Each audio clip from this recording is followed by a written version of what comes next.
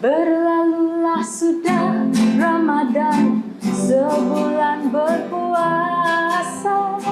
Tiba Syawal kita rayakan dengan rasa gembira.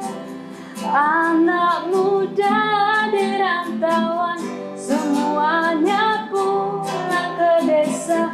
Ibu dan ayah keriangan bersyukur tak terkira.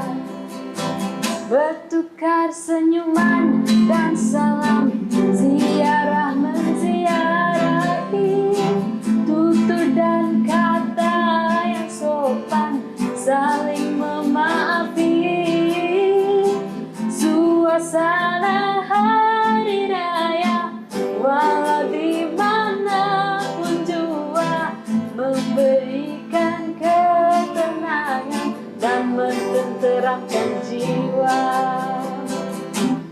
Kue dan mue beraneka macam, makanlah jangan hanya dipandang. Ketupat rendang sila nikmati, kawan tenang memasak malam ke pagi.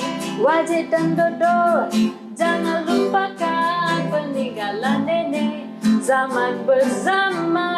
Nasi persembang pakcik dan makcik, hai duit raya.